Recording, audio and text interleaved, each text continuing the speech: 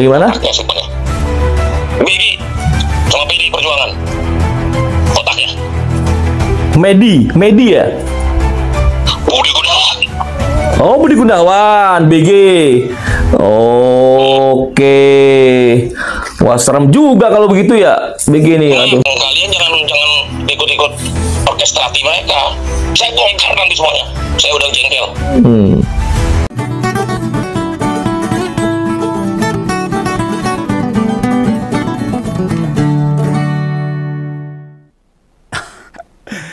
Om Begawan kira itu tentang kabar penyebutan nama mantan Menkominfo Budiari di perkara judul itu redup gitu loh.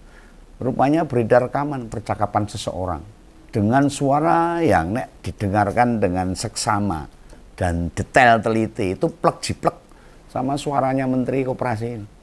Memang ini tidak membuktikan bila Pak Menteri berarti terlibat. Kita masih menunggu perkembangan di persidangan para terdakwa ini. Lah, pelindung situs judul, di mana pada sidang terakhir ada penyebutan duit yang terkumpul dari melindungi situs judul itu 50% diperuntukkan buat Budiari. Wow, ngeri, horor ini. Masalahnya dari rekaman yang beredar itu, Anda diperhatikan suara yang diperdengarkan dari penggunaan kalimat, intonasinya atau penekanan kalimat tertentu itu mirip sih.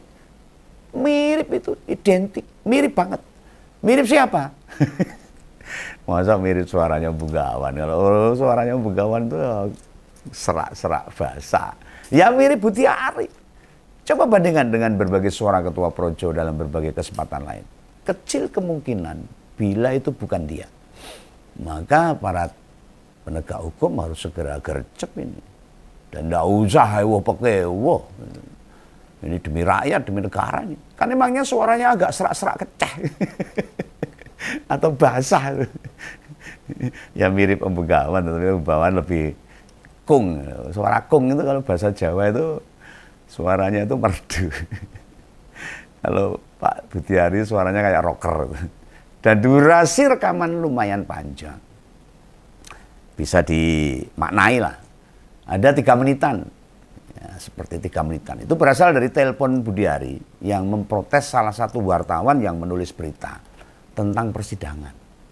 Dan salah satu percakapan yang dilakukan ada penyebutan nama Menko Polkam Pak Budi Gunawan serta PDIP sebagai pihak yang turut terlibat. Loh kok nabok mong liya mengkambing hitamkan orang lain, ini gimana?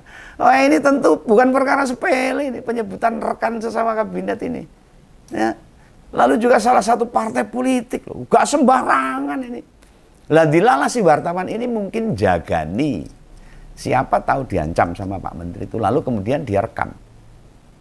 Jebulnya sampai nyebut pihak lain. Mestinya kan sekelas elit, ngomong begitu ada dasarnya dong. Ada fakta, data yang memperkuat ketika dia mengucapkan itu. Orang ngawur. Loh, sing tak pikir tuh mengapa sejak kasus ini terungkap kok Budiari tidak pernah bilang ya. Nah, apa informasi segenting ini hanya disampaikan ke Presiden, lalu diminta untuk tidak dibuka? Bareskrim Polri sebagai pihak yang melakukan penyidikan dan pernah memanggil Budiari, apa juga sudah ngerti? Informasi sekeras ini loh, sudah sampai Presiden apa belum? Hah? Apa penyebutan nama, 2 nama tadi sakjane hanya bentuk kepanikan Budiari aja buat ngalihin perhatian wartawan? Ya aku kurang ngerti. Kok nanya saya?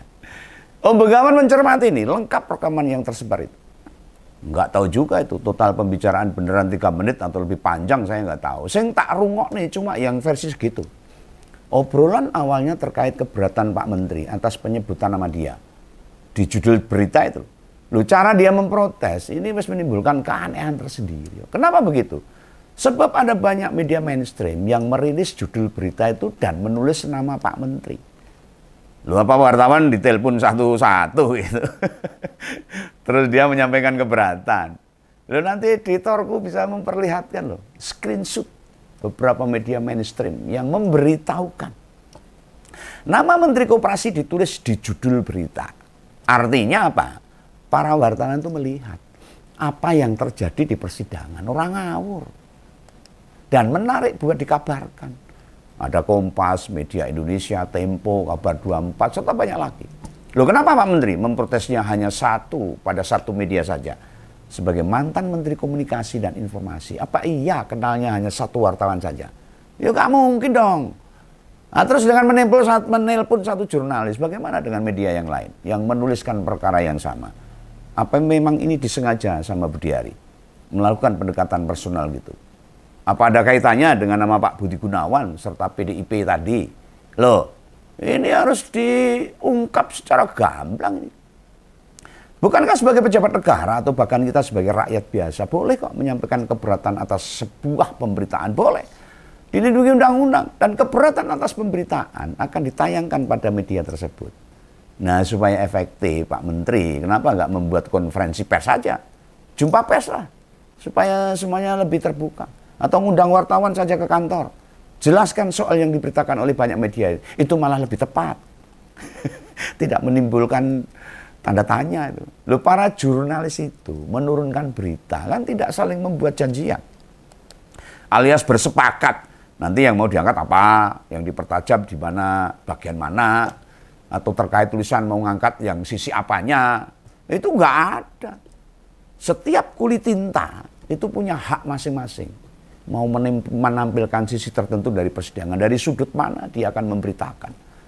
Nah, kebetulan di surat dakwaan itu nama Budiari disebut, otomatis jadi isu yang penting bagi sebuah pemberitaan. Dia kan masih pegang tanggung jawab menteri juga. Ya wajar jadi topik yang ditulis. Nah, sebagai media tadi, berbagai media tadi juga dengan jelas menuliskan para terdakwa itu yang mengalokasikan uang yang dikumpul 50% buat Budiari. Itu kan wartawan itu gak ngarang dewi atau berimajinasi sendiri. Apalagi berasumsi. Itu gak boleh sebagai wartawan. Ditulisnya nama Budiari di judul berita itu sesuai kenyataan persidangan, fakta yang dia dengar, lihat, dan dia tulis. Ada mekanisme yang lain loh. Mungkin selain mengadakan jumpa pers misalnya untuk memberi tanggapan balik, Pak Menteri kan bisa buat rilis pernyataan sikap tanpa mengumpulkan wartawan, tinggal dikirim, wis rampung. Lah, sebagai pucuk pimpinan tertinggi di kementerian memang tidak selalu terseret anak buahnya. Nah, itu balik ke masing-masing individu. Nah, masalahnya bukan di situ, namun di menit-menit berikutnya dia beneran loh nyebut nama Menko Polhukam Pak Budi Gunawan sama PDIP sebagai otak di belakang kasus judi online. Hati-hati, ini tuduhan serius Budiari kepada Pak Budi Gunawan dan PDIP. Tentu mendengar kedua nama tadi, aku langsung gerak.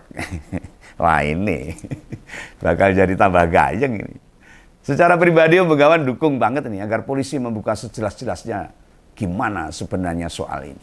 Sudahlah, gak usah ditutup-tutupi. Aslinya kepiye diusut tuntas saja. Dan pernyataan Pak Budi itu mesti diselidiki beneran. Ini Pak Budi lawan Pak Budi ini.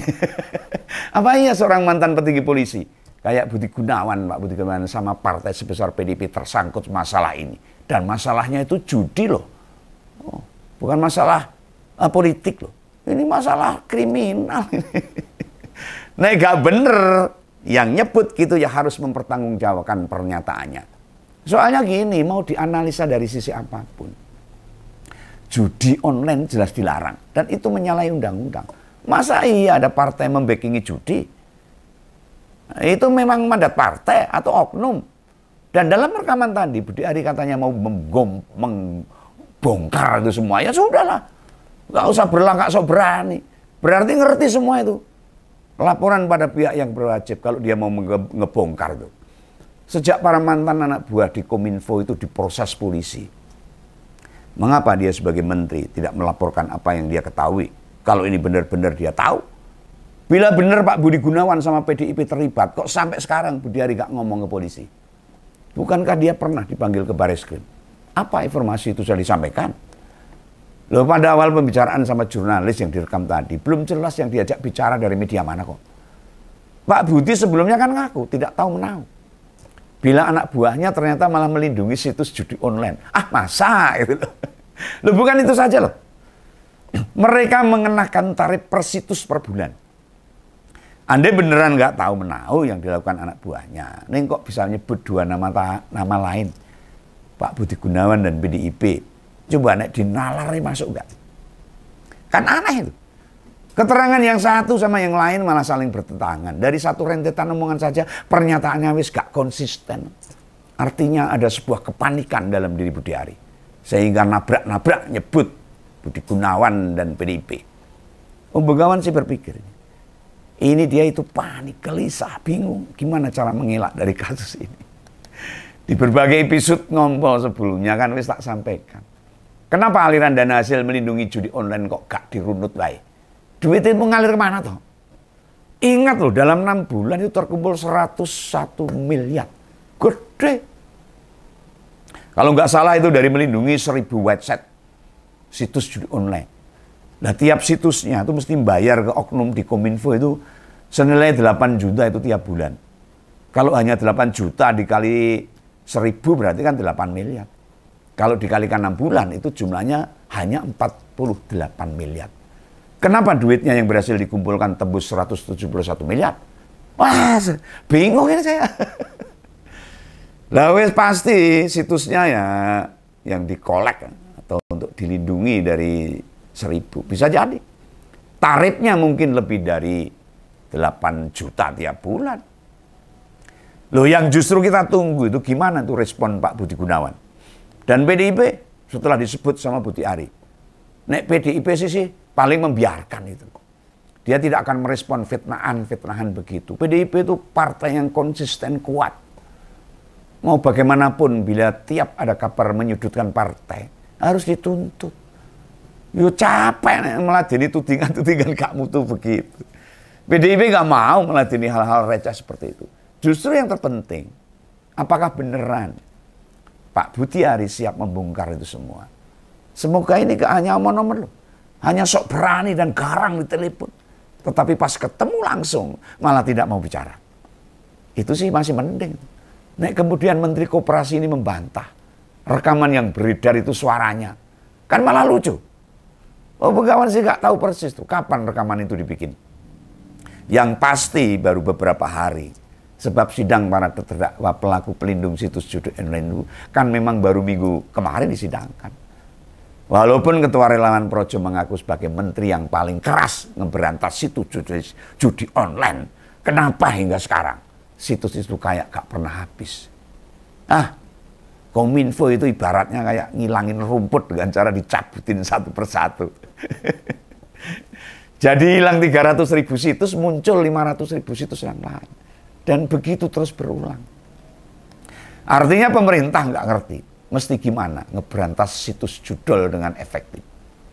Idealnya loh, ngeberantas yang efektif itu dengan pendekatan preventif. Artinya kesadaran atau kampanye anti judi online mesti digalakkan. Main judi online itu tidak hanya sekedar kehilangan duit, rugi materi.